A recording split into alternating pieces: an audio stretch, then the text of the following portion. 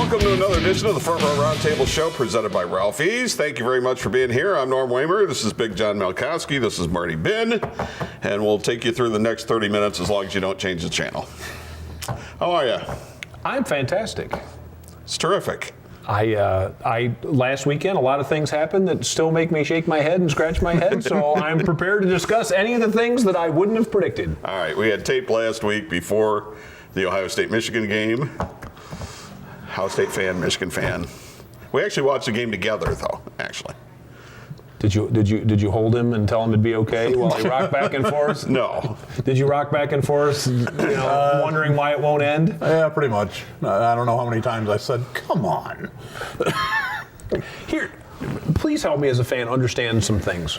So offensively, Ohio State has shown pretty much anyone the road to how to throw against them, and you run maybe two of those routes the entire game. You figured that they'd suddenly gotten better at something they've stunk at all year? I mean, please help. Because I watched certain things and thought, Harbaugh and his staff are stubborn. They are stubborn to a fault. And when I say to a fault, I think it's the biggest weakness. I understand there was a speed gap and a talent gap, but the stubbornness drives me crazy. And I say that as a fan of the other team because it worked out great for the team I was cheering for. Well, they still did score 39 points. Yeah, well, they got 7 as a gift. Okay, well, and it's still 32 points. Right. Which generally is enough for Michigan to win the game. Yeah, the offense I don't think was the problem, other than there were a lot of short arm throws, it looked like, from Shea Patterson. He bounced a lot of them at a guy's feet instead of in his chest or leading him where he's going. I thought that first shot to the ribs in that early possession sent a message, and I don't think he ever threw it the same after he took that shot. Well, because there was one on the throw over the middle that he kind of skipped at his feet, and that was right before the block punt. Right. And that was probably the point where the game was done. Yeah, I think the block punt was pretty much the end. Yeah, I mean, any chance ended at that moment. But on the other side of the football, Ohio State's offense against Michigan's defense, I didn't think this was real difficult to figure out. But apparently it was for a number of people. First of all, you had Don Brown. Well, first of all, Haskins started running the football. And you see what kind of difference that made. It made a difference in the Maryland game offensively, and it made a difference in this game offensively, because as you saw the game go along, you would see Haskins hand off, and then one or two guys would hit him, which you weren't seeing much of the season. Now, second of all, here's the thing, and we talked about this while we were watching the game. Michigan had gotten so much pressure with their front four, they never brought anybody during the season. They didn't have to. They were able to bring the front four, get pressure, put the guys one-on-one defensively in the secondary, and do really well with it. Well, you mentioned the speed gap. Being one-on-one didn't work, and consequently, I thought Ohio State's offensive line did a really good job of protecting the quarterback. So you have a dilemma as a defensive coordinator for Michigan in a situation like that. Do you bring more people because you're not getting pressure on the quarterback and further put your guys on an island in the secondary? You're kind of in a 6 and 1/2 dozen in the other. You start bringing people, you're really going to expose the secondary, although you could argue what they were doing didn't work. Well, and Michigan hadn't had a problem getting to the quarterback all year. And in this game, they didn't even have a pressure, let alone a sack. I mean, his uniform did not need washed. And I don't know if, other than the slide where maybe there should have been a penalty, I don't think he needed to wash it. Anything. I don't know if it was Ohio State's offensive line. I mean, obviously, because that was a pretty maligned group coming in. Well, and they mixed some things up. They whammed the tight end, which they hadn't done much this year, where the tight end came in and filled a gap on a pretty regular basis, both in the run and in pass protection. Yeah. Some they whammed the tight end, which I thought was interesting. Although at one point in time in the game, I realized several things. One is the commentating anymore when we have these crews from, we patch them together with bubblegum and string, who can't even get the right player fumbling a key play in the game, because that wasn't Terry McLaurin, by the way. You owe him an apology if you commentated the game. And by the way, I don't know what they call it in St. John's football. We used to call it a whip route. where the slot guy or the outside guy runs at the ear hole of the backer and then pivots back outside. I've heard it called a pivot route. I've heard it called a whip route. But, to say that every time the ball gets caught because somebody goes into the middle and comes out as a crossing route drives me crazy, because crossing routes are where you actually cross the center of the field. And 2 of the long touchdowns were pivot or whip routes. And it's just, it was a good philosophy to me against what Michigan brought, because it did create mismatches, and they just kept finding the same mismatch over, not always the same player, but the same spot that they wanted the ball to, and they delivered it there. Well, and a lot of times they picked on the same defensive back. Yeah. I mean, it was Watson could not cover anybody on that Ohio State team, and Chris Olave, who had 5 catches coming in, had 3 for 2 big touchdowns. But they put the fastest guys out there. I mean, they decided they wanted the speed matchups, and they got them. And that goes back to me to the stubborn factor. Okay, that's not working. Well, why not bring in nickelbacks? Why not go? Michigan won how many in a row going into the game? Well, 10, because they lost opener to Notre Dame, and it's really tough to do something different than what you were doing to win 10 in a row. I'm going to give a little bit to the coaching staff. I think it's very difficult to do that, and the game really didn't get out of hand until late. I think the game was out of hand most of the game. It's just Ohio State made enough mistakes, and Michigan made a couple rallies to Well, at keep half it you honest. were right there, and then plus you held them to a field goal, made it 27-19. You were still right there. Well, that's because they Tate Martell at the end of the possession by. That's got to go. That was ridiculous. And by the way, if he's the read option quarterback, the one time when he actually could pull it and walk into the end zone, he gives it when the end comes crashing down. Apparently, he's not really a dual threat. He's just a handoff. Well, why not right run the option? They did later very successfully. And if you're not going to throw, which he hadn't thrown a ball in a Big Ten game. I think they tied his throwing arm to his. It's like a bungee. It only goes up to here so he can give the handoff. If he's not going to throw, there's no point. There's no point to bring in a guy. I don't care what his skill set is. If he doesn't have that you keep calling him the best dual option quarterback. Well, there's no option if all he's going to do is either hand off or run. But yeah, the only way that those Urban Meyer offenses work is if the quarterback can run. And they had to do that. They absolutely had to do that. And the way they block it, and it's been the same as it was at Bowling Green, at Utah, at Florida. It's the same offense. And this year, when he wasn't willing or told to run it, and it was called as a give from the sideline or a pass from the sideline, it was very ineffective because they didn't change the blocking scheme. He just didn't run. He also told me a long time ago, he says the spread is not necessarily a pass offense. Right. In his case, it's really a run offense. Right. It's to create gaps. They're trying to get people out of the box. Well, I mean, you look at the teams he was the most successful with: Alex Smith, Tim Tebow, the guys who could do both. JT Barrett for 4 years. Use their legs first and then could throw on top of it. And I'm not going to diminish the stubbornness on Michigan's coach's part. I will say that Urban Meyer in big games, whether it's a Michigan rivalry game or it's a big bowl game or whatever, he will do things that he hasn't done all year. He does that all the time. And I think he did some of that in this game. So Shelley Meyer, they pan to her on the sideline. She's sobbing on the sideline. And to me, there's your precursor to what's coming in the offseason as an Ohio State fan, because there had to be some extra level of conversation in the Meyer house with the door shut. Yes, I'm willing to say it. Hold the thought. All right, we got to take a break and we'll come back. More of this, college football in general, because now everybody will start arguing playoff. And we'll get to the NFL when we come back. It's a Front Row Roundtable show presented by Ralphie's. Bring yourself to Ralphie's. Yeah, it's that good. At Ralphie's, it's primetime football every Sunday, Monday, and Thursday nights. Enjoy endless wings starting at 8 p.m. each night and carry-out specials every day. Plus special pricing on all Labatt products, plus new craft and IPAs for the fall. As always, beer buckets only $10 Friday and Saturday. Bring yourself to Ralphie's. Yeah, it's that good.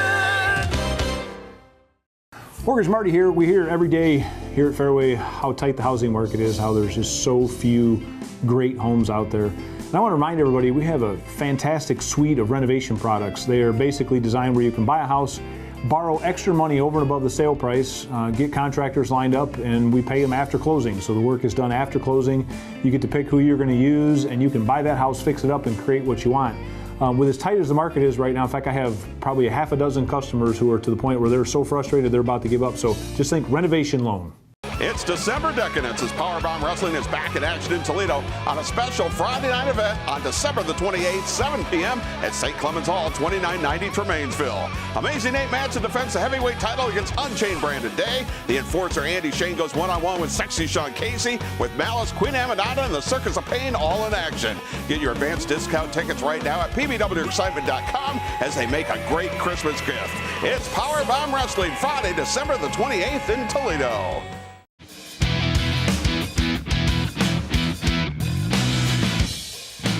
All right, welcome back for our Roundtable show presented by Ralphie's. Don't forget the all-you-can-eat wing specials at Ralphie's for any of the prime time games, Monday nights, Sunday night, Monday night, and Thursday at any Ralphie's. And if you're out and about and shopping and spending money, you can get half-price appetizers after 9 o'clock also at Ralphie's. All right, as we were going to the break, are you insinuating that Shelly Meyer could cry on demand or what? No, I'm saying that, the emotion overcame her because she realized that was the last time he was going to coach in the Ohio State-Michigan game. There you go. I said it. I'm handicapping that one. Like the Browns 6 win, you could, reach out to me. He will stay around through recruiting season and then have a, medical situation. I think it's the medical situation, so we'll have to wait and see what they do.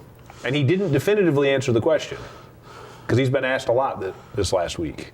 I mean, I don't know if he deflected pretty well in his press conference. I don't know if that cyst has to get drained again or what. So I don't know much about. And I respect the decision. I'm just saying, I think anything you need to know about it. I think that right or wrong and how much they put on themselves and that, I think they emotionally ran through the ringer this year.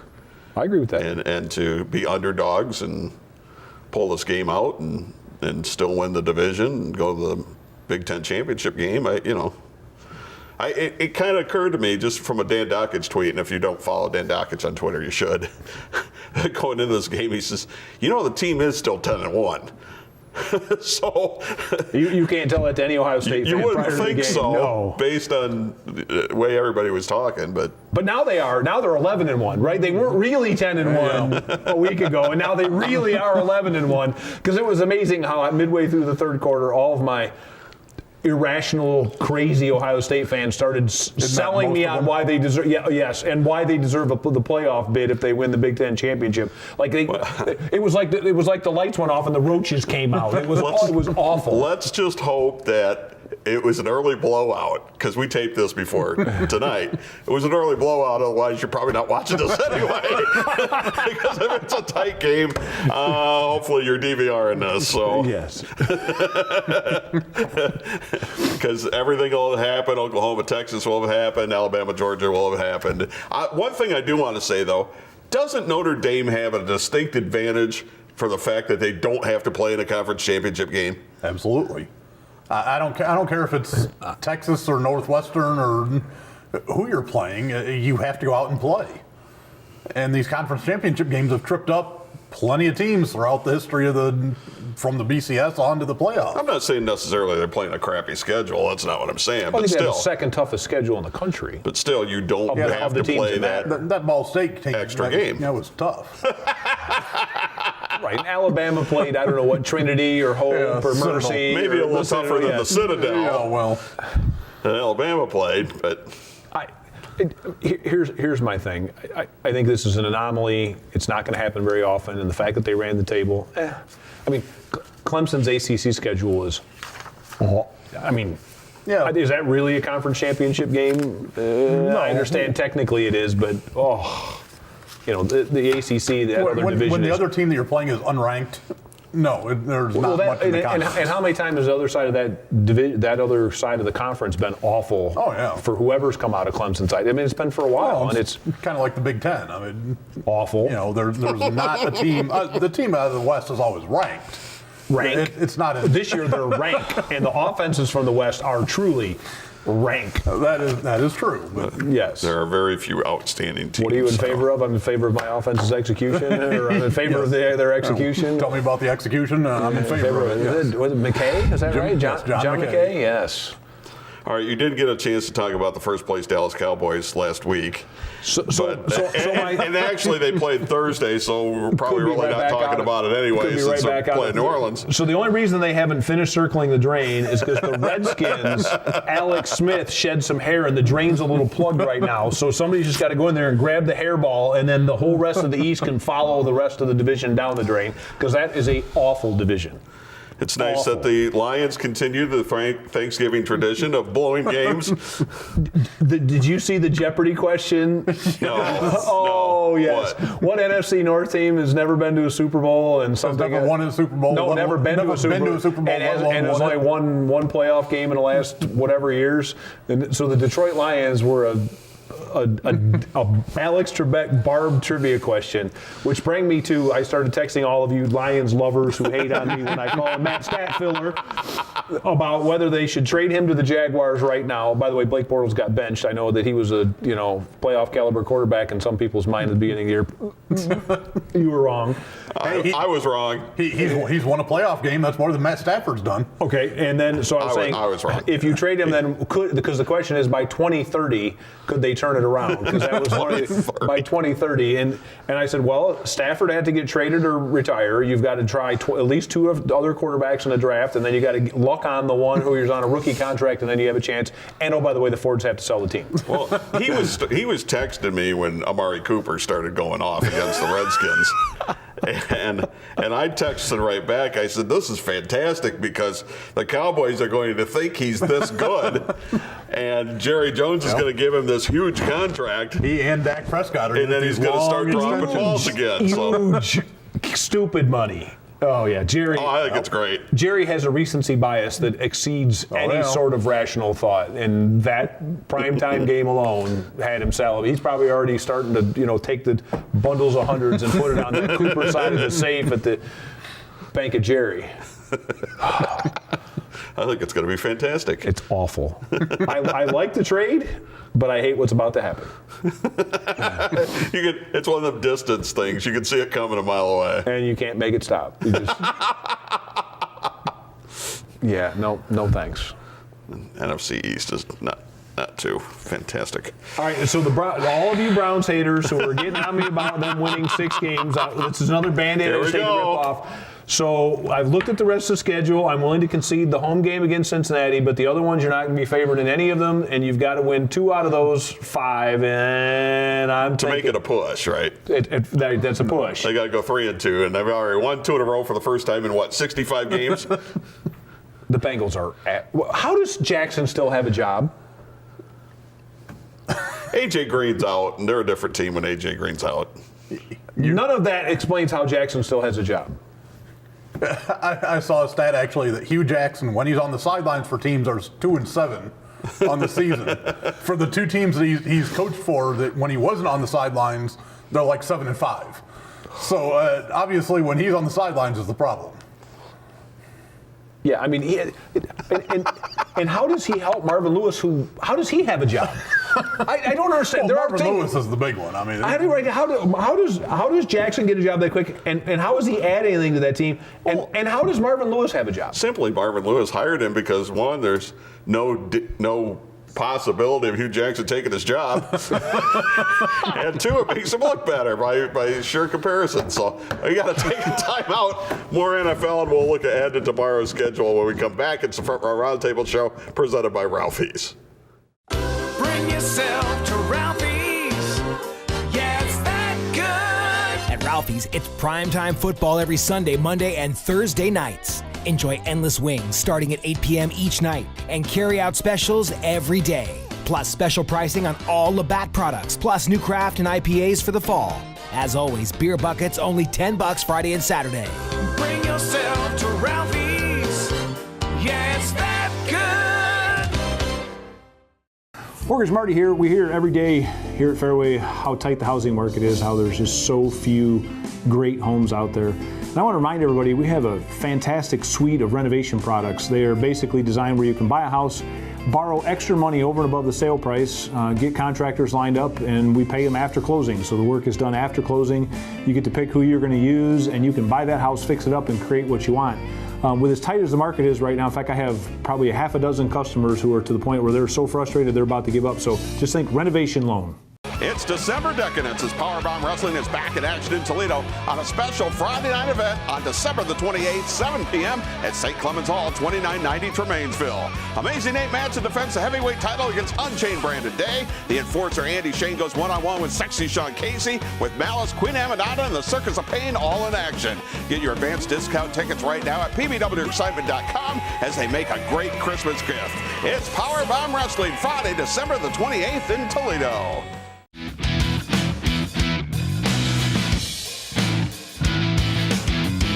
And back we are, the Front Row Roundtable Show presented by Ralphie's. Don't forget that to DVR this show, or you can check out my YouTube channel, and you'll get a subscription to, it'll pop up for every time we upload the show. All right, Marty's big on that. All right, let's continue on here with the NFL. I was going to mention a couple of things here as we were talking about last week's games. The Pittsburgh, that's a tough loss against a beatable Denver. I know a lot of teams have gone in there and lost. That one's a little tough. Denver had a pretty brutal first half of the year schedule, though, and if you look at how they performed, the rest of the schedule is actually favorable. I think they have an outside chance of backing into a wild card spot. So the Colts. Colts aren't dead yet either. No. Andrew Luck's dragging that team because there's nothing else there. Correct. Well, they're keeping him upright, and it's amazing. You keep a good quarterback upright, and look what happens. Right. He can make guys around him better. Yeah, well, he's healthy. And he's healthy now. Well, he's healthy. I think because he's that's staying the biggest upright. thing. I mean, it's a chicken egg thing. Yeah. And your favorite team, the Houston Texans, won again. That's 8 in a row.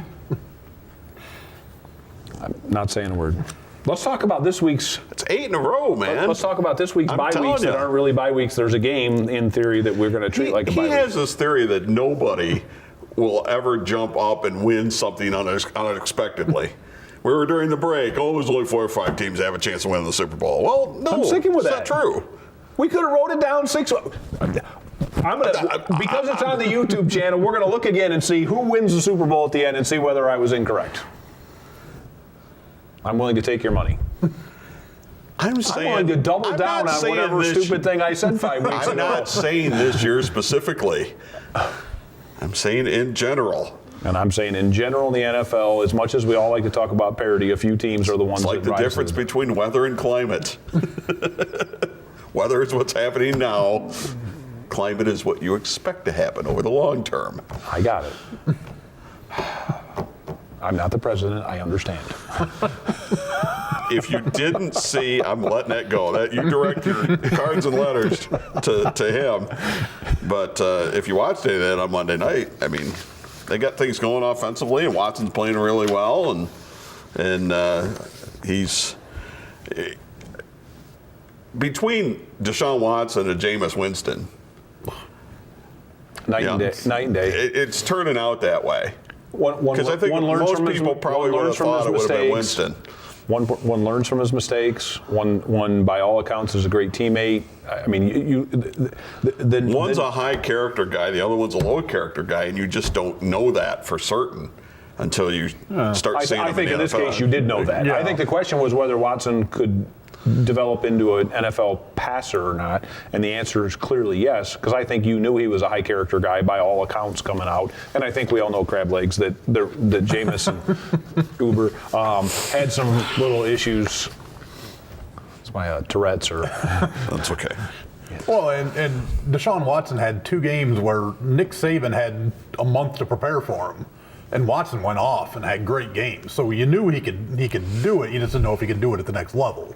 And if he could do it those are prescripted, planned things. You don't have to make the reads. I mean, it's not the Right. same. The I don't care what NFL anybody says. It's not the same. The NFL is totally different than college when it comes to quarter, especially in the systems that college runs now with the spreads and the read options and all that kind of stuff. Right. There's part of me that's pulling for them because of Deshaun Watson and the stuff that he's done. I mean, he had, I think his first paycheck, he went and bought a house for his mother. The next one, he gave it to the cafeteria workers that worked for the Texans who lost their homes in the hurricane. I mean, it's at to have that kind of awareness for somebody that young, I think is something special. And guess who they play tomorrow?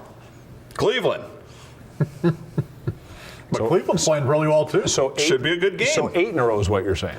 Well, they're at 8 in a row. Okay, that There would makes be it 9 in a row. See? So many you can't even keep track. Yes, I lost count. He's bad with numbers. That's it. No, I'm good with numbers. It was a joke. It was a joke. I'm not Being even in the saying- mortgage business and saying you're All bad right, let's with go numbers. through the rest of this It's just awful a schedule. joke. The Lions will pull a big upset at home against the Rams, right? Yeah. Well, that would be true to their season form. Beat the teams you don't. I mean, if you're handicapping this, there's a better than chance because when you don't give them a chance, Patriots, they do things. Beat New England and the Rams and then not make the playoffs. Yes, there you go. Okay, next game that doesn't matter. That would be fantastic. Well, there's a lot of games. The good one was Thursday night. I hope you caught it with New Orleans and Yeah, Dallas. because that was about it. Yeah. Monday night's a good game. Baltimore, Atlanta is where's Atlanta at Good week anyway? for this They're- Atlanta's done. Atlanta, it's Yeah, over. they're 4-7. They're Atlanta's toast. done. When they lost last weekend, it was over. Yeah, they're and, toast. and we watched them get torched by the Browns. Denver and the Bengals are probably both toast. Denver has a chance, and that's a bye week for them. All Just right, because they continue got on. Oakland to play yet. Twice, I think. Don't they have Oakland twice? Green Bay and Arizona. They might. I They don't have know. home and home against Oakland.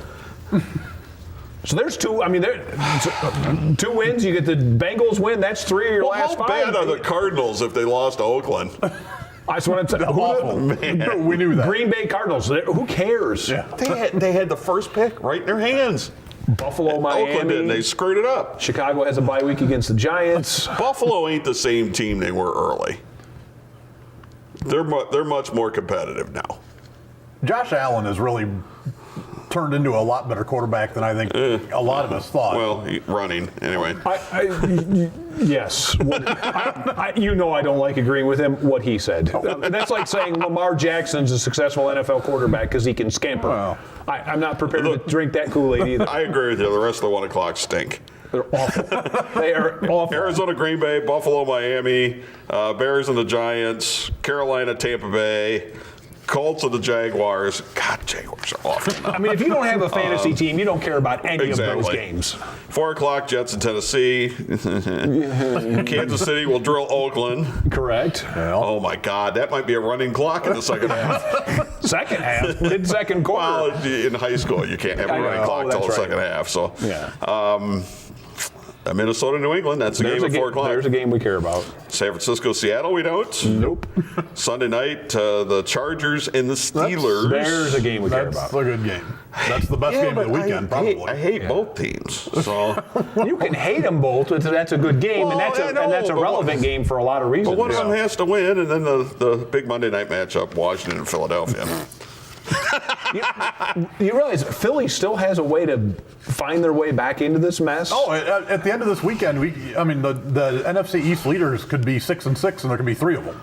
Yeah, that is true. I mean, Like there's I a said, very good chance. Back to my earlier analogy with the hairball at the bottom of the tub there. I mean, somebody just clear the hairball and let them all flush out because that's the only reason they're not circling. We got to go. Marty, thanks. Big John, thanks. Powerbomb Wrestling coming your way at 2 a.m. You can't catch it, DVR it, or, of course, that YouTube channel. And the wrestling tickets make great Christmas gifts. You can do something with your kids. Marty. All right. Saturday Night Live next. We'll see you next week on the Roundtable Show presented by Ralphie's.